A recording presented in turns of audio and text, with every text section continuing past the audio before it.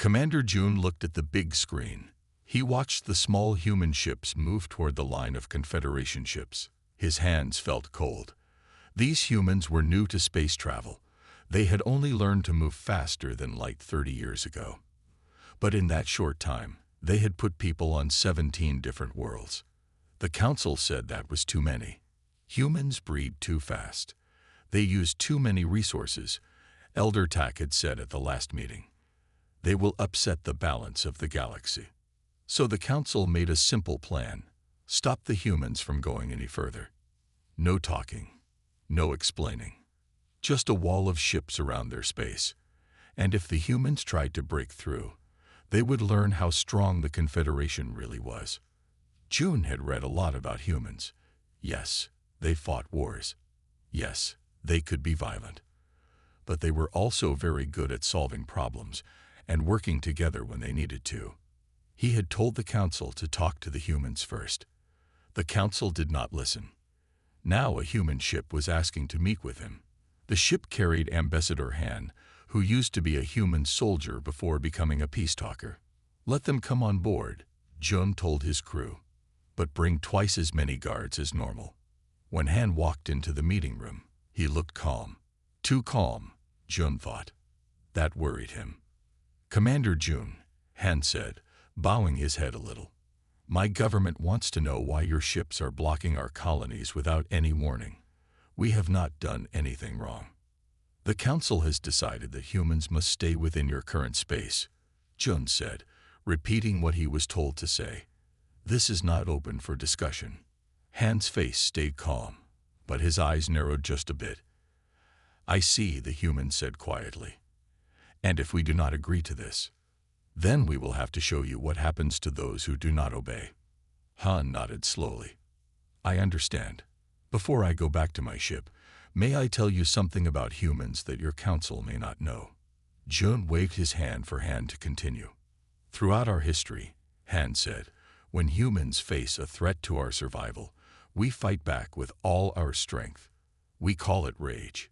It is not logical. It is not measured. But it has kept us alive against great odds many times.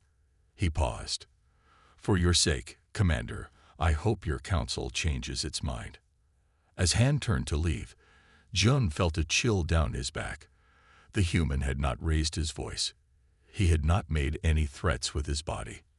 But his words carried a clear warning. 2 days later, the Confederation destroyed an unarmed human colony ship that tried to pass through the blockade. The humans responded right away, in a way no one expected.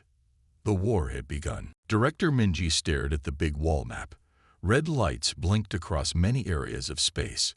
It had been 3 weeks since the war started. Already, 8 Confederation bases had gone silent. Task Force Sigma reports success, her helper Jin said. Operation Thunderclap worked. The main Confederation message center in the Proxima area is down.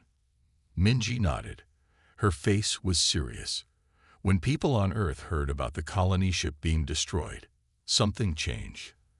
The government did not need to tell people to be angry. They did not need to push for war. Instead, a cold, steady purpose spread across all human worlds. Old soldiers came back to serve without being called. Factories switched to making weapons without being ordered. Science teams shared secret projects they had been working on, just in case humans ever faced a big threat. The sleeper protocol had been turned on. How is Project Phoenix going? Minji asked. Jin showed her a new screen. The first group of special soldiers has finished changing. They can fight 3 times better than normal humans. Project Phoenix was Earth's biggest secret. It used changed genes, tiny machines, and brain upgrades to make soldiers who could connect directly with special fighting suits. People thought this technology was too dangerous to use during peacetime. The questions about right and wrong were too big. But peace was no longer an option. And the Leviathan fleet. 6 big ships are done and out in space. The other 4 will be ready within a week. The Leviathan ships were another secret project. They were built using alien technology found at a crash site many years ago. Each ship could carry and control thousands of fighting drones with AI systems and human operators helping. The Confederation still does not understand what they started, Jin said quietly. Minji looked up from the screens. No, they thought they were stopping a future problem. They did not know we have been getting ready for this since we first met alien life. Humans had always thought they might not be welcomed by other space civilizations. Their fighting history, their fast growth, their heavy use of resources, all these things suggested other species might see them as dangerous. So even as they showed a peaceful face to the galaxy, they prepared for the worst. New information from our spies, Jin reported. The Confederation Council is having an emergency meeting. Commander Jun is asking them to try talking to us. Too late, Minji replied. They had their chance to talk. Now they will learn why you should never corner a species that evolved as hunters who never give up and problem solvers who always find a way. The screen updated again, showing where humans would attack next. This time, they were not targeting military bases or important supply centers. They were taking the fight directly to the Confederation's homeworlds. Grand Counselor Tak shook as he watched the security video. Human forces had broken through the defenses of Nexus Prime, the main center of the Confederation. Their special soldiers moved with amazing speed. Their weapons cut through the best Confederation shields like they were made of paper. How? He whispered. How could they move forward so fast? Their technology was years behind ours. Commander Jun, just called back from the front lines, stood stiffly beside the council table. They were never years behind us, he said flatly. They only showed us what they wanted us to see. 3 months into the war, the Confederation was close to falling apart. The humans had taken apart their military piece by piece. They hit command centers, shipbuilding yards, and weapons factories with perfect aim. Unlike the Confederation, which had tried to show its power through big attacks, the humans used a plan of careful destruction. They didn't waste time destroying what they could use. We've got another message from their top commander, an aide said, breaking into Tak's thoughts. The big screen in the middle of the council room turned on. It showed the stern face of Supreme Commander Da, Earth's highest military leader. Members of the Confederation Council, Da began without small talk. Your forces in the Arcturus, Vega, and Sirius areas have given up. Your shipbuilding yards at Proxima Centauri and Wolf 359 are under our control. We now control access to 60% of your space. Tak felt his second heart flutter in fear. We do not want to destroy the Confederation, Da continued. We do not want your worlds or your resources. We only wanted to live beside you as equals. His face hardened. That chance is gone. Now you will accept humanity as a free power with all the rights that come with it. You will pay for the lives lost because of your attack. And you will let humans watch over your military for at least 50 standard years. This is outrageous. Elder Suk shouted. We will never. The other choice, Dag cut in, is the complete taking apart of the Confederation. We will set up human guards on each of your worlds. The choice is yours. You have 24 hours to decide. The message ended, leaving the council room in shocked silence. Can we fight back? Tak finally asked, turning to Commander Jun. Jun's look was grim. No, their Phoenix soldiers alone could beat our remaining ground forces. Their Leviathan carriers have taken away our lead in space, and our latest information suggests they have other weapons they haven't used yet. He paused. Weapons that could make entire planets unlivable. Would they use such weapons? Elder Suk asked, her voice shaking. I don't know, Jun admitted, but they believe we meant to wipe them out eventually. They see this as a fight for survival. He looked around at the council members. And a cornered human fighting to survive is the most dangerous force in the known galaxy. Tak slumped in his seat. How could we have judged them so wrong? We saw their inner conflicts and thought they were weak, Jun said. We saw their differences and thought they were divided. We saw how they could change and thought they lacked focus. He shook his head. We failed to understand that these things we thought were weaknesses were actually their greatest strengths. The council room fell quiet as the leaders of the once mighty Confederation thought about their few options. The humans had given them a choice, but everyone in the room knew it was just for show. The time of Confederation rule was over. The time of humanity had begun. 5 years after the end of what humans called the Containment War, former Commander June, now Ambassador June, walked through the busy halls of Harmony Station. This huge space station was the main office of the new Galactic Coalition. The station itself showed how humans handled their victory. Instead of taking the Confederation apart, they had changed it. They invited other species who had been left out before to join as equal partners in a new space alliance. June had expected the humans to punish them harshly, maybe even kill them all, after how hard the humans had fought. Instead, once they had won, they showed surprising control.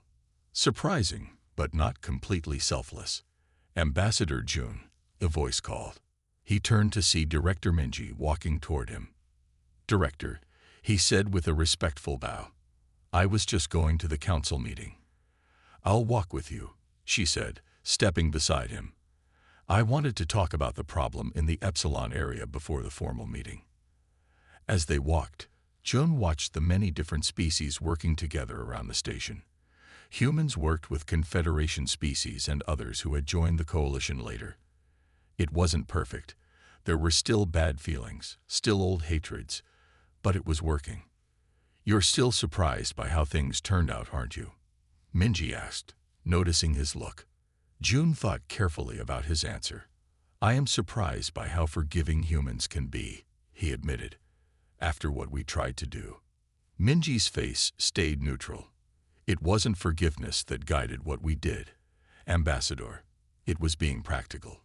Killing or enslaving the Confederation would have taken resources we couldn't spare and created hatred that would have troubled us for generations." "Still," June said, "many species would have made you pay more." "Maybe," she agreed. "But we had made our point. The galaxy understood what happens when you underestimate how determined humans can be." She stopped as they reached the door to the council room. "Besides, we need friends for what's coming." June felt a familiar chill. The strange things at the edge of space. Minji nodded. "Our far-range sensors have found something worrying. The Coalition science team will share what they found today." Inside the council room, leaders from 27 species had gathered. At the head of the table sat Supreme Counselor Han, the same Han who had once warned June about human rage as an ambassador.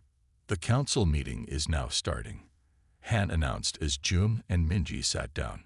"First, we will hear from the science team about the strange energy patterns found at the galaxy's edge." The big screen turned on, showing a swirling mass of energy unlike anything June had seen before. "We believe," the human scientist began, "that we are seeing the early signs of an attack from outside our galaxy. The energy patterns match nothing in our records, but they are clearly made by thinking beings and moving toward us." A worried murmur spread through the room. "If this is true," Han said, his voice cutting through the noise, "then the Coalition faces a threat to our very existence that will need all of us working together." June watched as the council members took in this news. 5 years ago, such teamwork would have been unthinkable. The Confederation would have talked and delayed, maybe even tried to make deals with the unknown threat. But this was a different galaxy now, shaped by humanity's way of doing things. As the council broke into working groups to start planning their response to the coming danger, Jung thought about the strange turn of events. The Confederation had feared humanity's ability to fight, their unpredictability, their fierce determination. They had been right to fear these things, but they had been wrong to think these qualities made humans unworthy of a place in the galaxy. In a dangerous universe, such traits were not just useful, they were necessary. And as the Coalition got ready to face an unknown enemy from beyond the stars, June was glad that humanity's rage would be pointed outward, protecting all species rather than against his own people. Sometimes, he thought, the most dangerous ally is the best ally to have.